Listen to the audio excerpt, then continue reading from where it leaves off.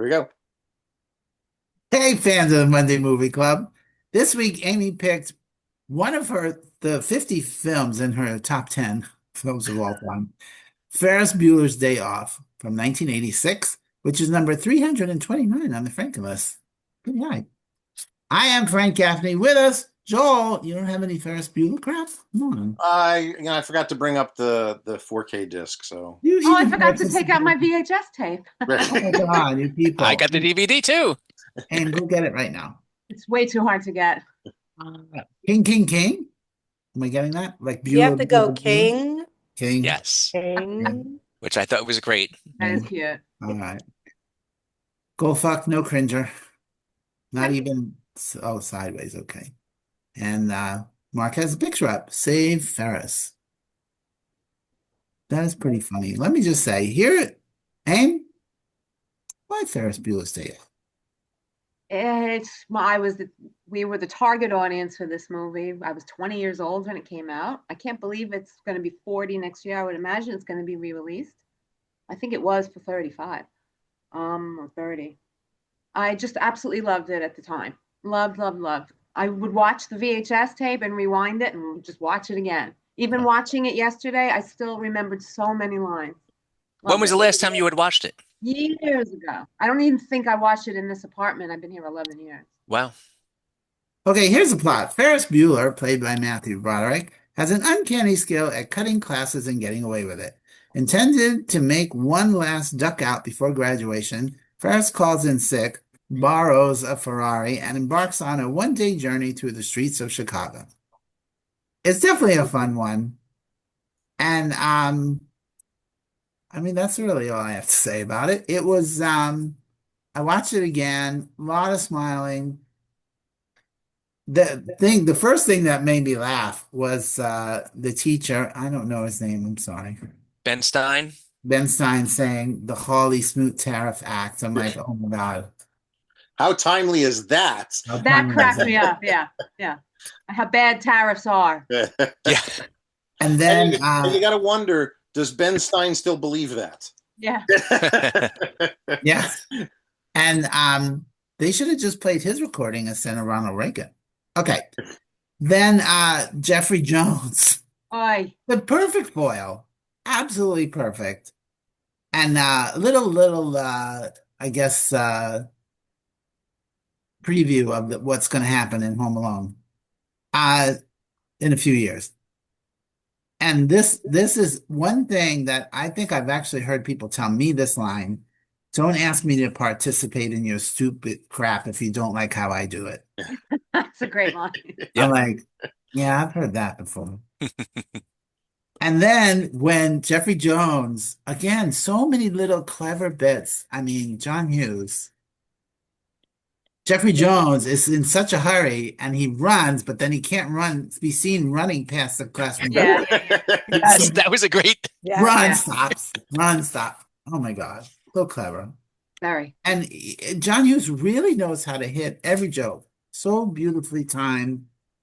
Okay, here's a bit. Brilliant bit. Mom looks at the bed, sees he's sleeping, and then she closes the door, and then we see it again, and now we see the snoring's coming from the record player. So brilliant. We see how Bueller accomplished fooling the mom and thinking that he was actually in the bed when he And wasn't. is that what you meant by we're going to see more of that in Home Alone? Because that was similar to set and Yeah, everything. All the yeah. all of the the little Rube Goldberg devices that Yeah. yeah. created. So many cool moments. And seeing them on the TV at the baseball game and the principal standing right there, it's like, oh my So God. clever. The So second clever. that the shot changes, he turns his head and Yeah. looks. Yeah. Brilliant. Yeah. Yeah. And you get all this and a tour of the Art Institute of Chicago. Who can ask for more? They're actually getting, culture on their little tour. Yeah, you would Twisted. never expect these high school seniors to be going to the Art Institute. Yeah. And here they are having a great time. And it's amazing that they accomplished everything in the span of the time that they I had. know. Right. Yeah. It's a movie. Yeah. Yep, it's exciting. I never smiled so much my entire life during Twist and Shout. Oh my God, yeah. He's so fucking adorable. And apparently the construction workers in the background were real. They were just there dancing. That wasn't Yeah, court. all Yeah. the That's great. dancing, all the Well, oh not my all that was that flash mob was, I'm sure, yeah, but coordinated. That was still, the yes, of best part course. of all. And then when they come out and the stairs, and then they were doing Thriller, loved them. Yeah. Oh my gosh, so much fun. And I definitely see how this is a great movie if you were a teenager in 1986. It's like wish fulfillment. So, and of course, this one totally set Charlie Sheen on the path for the rest of his life. Yeah, drugs. Yeah. Drugs. And of course, we love that Bueller gets away with everything. So funny. And poor Mr. Ronnie. Ronnie? Ronnie? Who? Rooney. Rooney. Rooney. Rooney. So funny. Rooney. And was this the original post-credit sequence? I have a I comment on think that. so. Okay. I think it is, but I was waiting for Joel to say no, it's been done 17 times before. Yeah, Yeah. probably. I have to double check. Yeah. All right, so this one is 3.25 stars for me. It's a fun one, led by a terrific performance by Matthew Broderick. You know, the wish fulfillment, teenage fantasy. But I'm wondering what happened to those other two people? Now, Alan Ruck is I know still. the guy, right? back He was in Succession just recently, but where's the girl? Yeah. She was naked in Time Cop with Jean-Claude Van Damme. Oh, good What Lord. has she done since then? Maybe she quit acting. Yeah, Ooh. she might But have. Alan Ruck is very much around. Oh, Mia Yeah, Sarah? he was in Speed. Were you talking about Mia Sarah? Yeah. That's her name, Mia Sarah. Mia Sarah. She did some minor stuff here and there. She took some time off from acting. She came back. The big thing that she was probably known for, at least to geeks and nerds, was the I already said it. what'd you say? She was Oh, naked Van in Time Damme. Cop. Oh no, not Naked in Time Cop. I was going to say she was Harley Quinn in Birds of Prey, the TV series back in the late 80s, early 90s, Yeah. whatever that was. Yeah, and like I said, Alan was just in Succession, so Yeah. he's still around. Yeah, he's All still right. around. Well, that was fun. All right, so- um, To quickly interject, no, this was not the first one. okay, there you figured. go. It was The Silencers from 1966, which is a Wow. Dean Martin James Bond parody. So And he definitely in that movie, Dean Martin definitely spoke to the camera. yes, yeah. We need to add this to our list. Sounds very I interesting. would be interested in that. That sounds fun. And just to remember, the Muppet movie has the Muppets at the end, and that's several years before this. Animal goes, go home, after Ah, the credits. So Okay. All right. Well, it was very clever. And then of course it is parodied in Deadpool. yes, I have a note on that. You actually remember that. Of course. Frank Wow. remembers things. Amy? doesn't. I remembered it now that he said it. Yeah. Okay. I don't know that I would have come up with it, but all right, let's go to Abe Froman. Sausage King of Chicago. Thank you. Before I go to my notes, I will just say, watching this movie now as a 50-year-old and realizing that Ben Stein was only 42 in this, and he was incredibly old as the teacher. Yeah. It kind of felt shitty. But other than that, I thoroughly enjoyed. This is not my go-to 80s movie. However, I'm a huge 80s fan, so this is still up Well, there. you know why it's not your go-to 80s movie. There's no No titties in nudity. it. There was a naked No nudity. drawing on the computer, Mhm. which I have a note on. And no, Princess Bride is my favorite. No nudity. Star Wars, Indiana Jones, Ghostbusters, all no Okay. nudity. Star Wars is a 70s film, by the way. The other two, and all three Indiana Jones.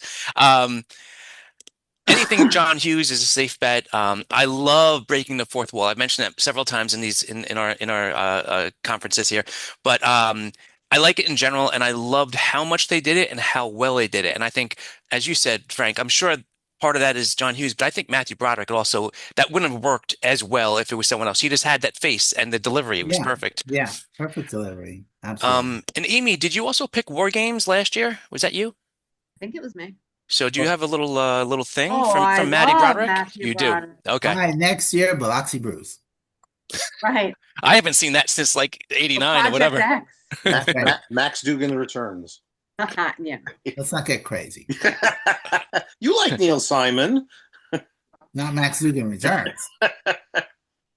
I did not remember the animated nude woman on his computer screen, which makes me think I must have seen many of these viewings on TBS or Channel 4 or whatever it is. The Chicka Bow Bow song is synonymous with this movie. You can't hear that without thinking of this. Um, It was and I such a also, big hit when that movie came out. oh God, I was yeah, in love with that song. yes. And this is on me. I did not remember that it was a Star Wars theme song that was playing when the garage guys steal the car. Same, I couldn't same. believe that I didn't remember that. So, and all I could think of, and here I know you're gonna bust my chops, Frank, but what went through my mind was when he was on the float singing. Was that such bullshit? He would have been caught. They would have had a recap on the news at night, even if he wasn't caught that day. But it's a movie, and I thoroughly enjoyed it. And yes, it was fun just listening to Twist and Shout. Um, Yeah, the there's girls around it would have been like, "What the hell are you doing on Earth? Get the hell out!" Um, I love the friendship between Ferris and Cameron, and I don't think I've appreciated that before, which means it clearly must be that I'm so mature and sophisticated now that I picked up on that. So that part of it was very nice. It was almost like a love story between the two of them, not him and Mia Sarah. Um, and I have a comment here. We already mentioned it. The first end credit scene. Always a fun time at Ferris Bueller. 3.5 stars from me. This is easily rewatchable. Yeah, I've seen this more than a few times, and it still was fun watching it again. Yeah. And for me, it's probably no, I just watched it for the Franken list at some point recently, but maybe 2 years ago. Okay. Annie King, do you love Yay. this movie? Seen it lots and lots of times. Great movie.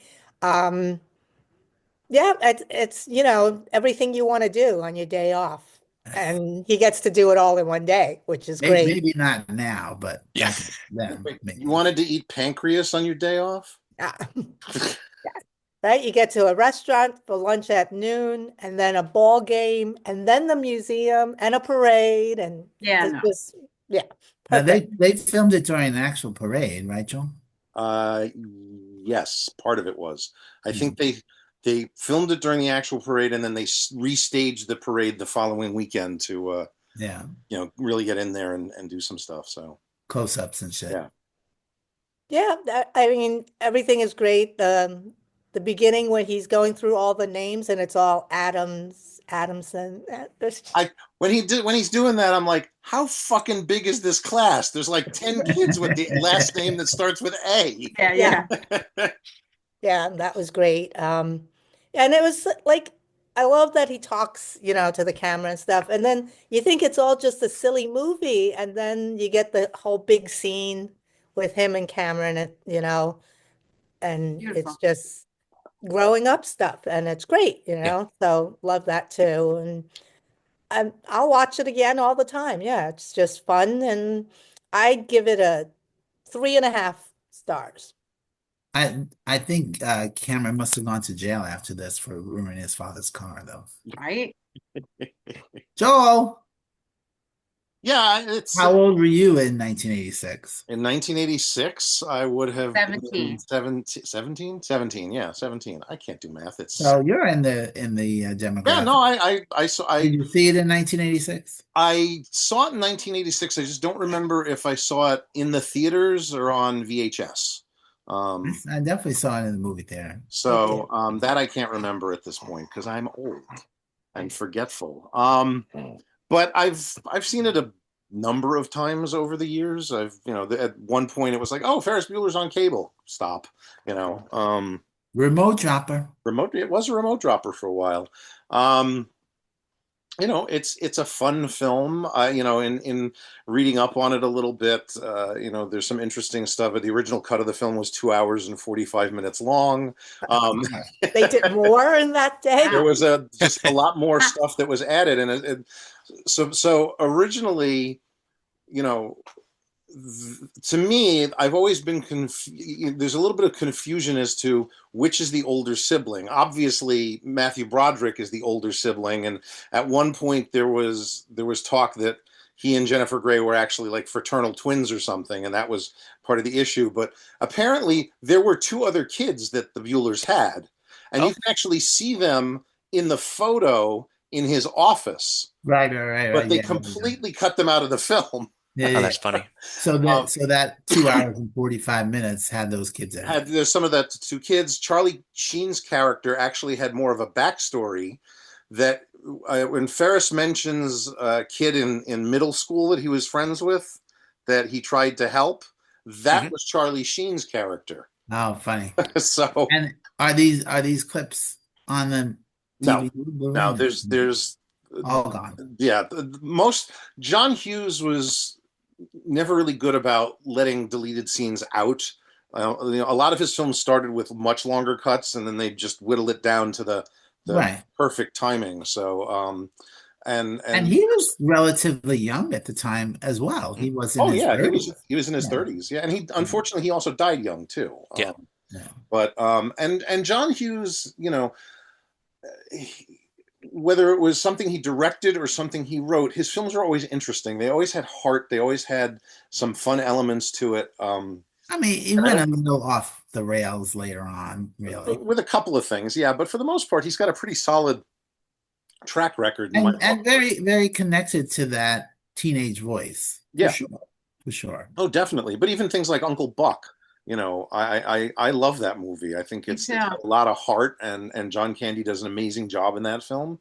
But with this one, it's fun. It's it's eminently watchable.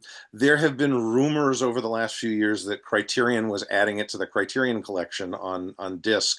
That obviously has not happened, but that doesn't mean it won't at some point. So that's how important the film is. It is in the National Film Registry.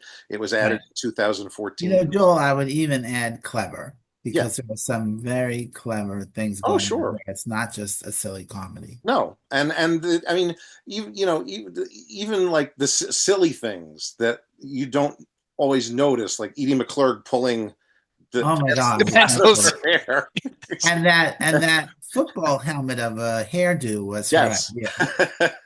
Frank and I have been Edie McClurg fans for a very long. She's amazing. No, she was Mrs. Poole.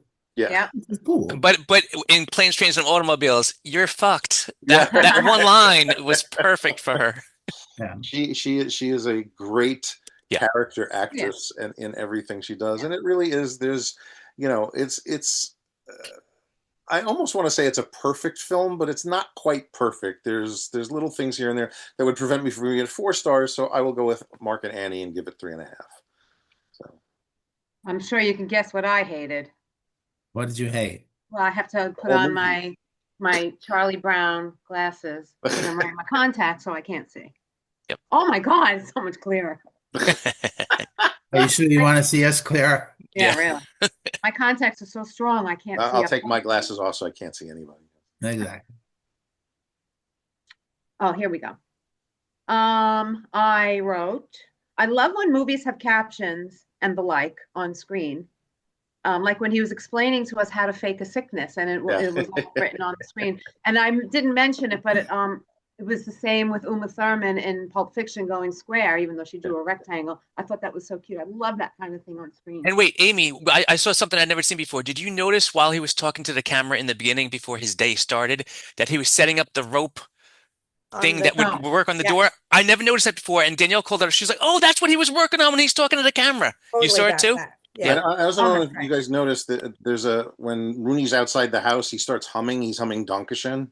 Yes, I caught that.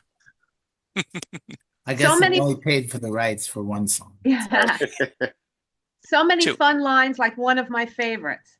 And when you're bent over, you lick your palms. It's a little childish and stupid, but then again, so is high school. Oh my God, is that a great line? And the other one that I loved, also, they can be fascist anarchists. It still doesn't change the fact that I don't own a car. That is just so teenagerish and selfish. I love that line. Everything could be happening in the world, but all that matters is I don't have a car. The establishing shots are definitely too long. When the teacher was droning, we had to see like 8 kids' faces, and the camera stayed on them forever. I was like, move on to the next kid. Or when Cameron and Ferris were admiring the Ferrari, I was like, okay, already, show us what they're looking at. You just looked at them. Move on, John. And finally, I think that's all part of the setup. It has to just sink in. Well, it's actually 2 things going on. Yes, that's part of it, but also filmmaking techniques. And I don't mean like the MTV of it all has changed. Yeah, it has changed. It's, you look back at like, things like in the early Bond films, when Peter Hunt was editing those movies, he would throw jump cuts into fight scenes to move it along. You don't do that anymore. Yeah. It was groundbreaking back then. It's the same thing here. It's like this was the editing style. We're so used to the Quick, quick, MTV cuts. Yeah, like when they went to driving through downtown Chicago, we must have seen 15 shots of Chicago. Like, we get it, move on. It's killing me. Well, And no, now he's showing us Chicago. Don't you want to see Chicago? I saw Chicago the first 5 shots. I didn't need 5 more. And the idiotic part, because you know how much I love slapstick. I hate the scenes with Rooney sneaking around the house. I hated every moment of him in the house. And the sound when his foot went in the mud, Joel, I mentioned this previously. You have to hear that added goop sound. Yes. But I didn't understand how Jennifer Grey didn't recognize him as the principal. I know. Yeah, that Okay, made you no can say, oh, sense. she was so scared. Come on. She looked at him for way too long. Come on. And all either one of them had to do was, hey, it's me. It was ridiculous. I will say that the double front kick to his face, though, was very impressive. That was great. And I'm sorry, but while I don't disagree with you, Amy, the Rottweiler attacking him off screen, just hearing the screams, always that kind of always gets me with a laugh. By the way, But he's looking at the dog. Get out. Don't wait for the dog to come towards you. Hold on. Well, he doesn't know what's going to happen. You see a dog going, you run. But this is the part where I was saying is the forerunner for Home Alone. Yeah. This is what's going to happen to Yeah. Joel, what were you going to say? that kick to the face, she only did it once. That was edited in as the Is it same double? kick.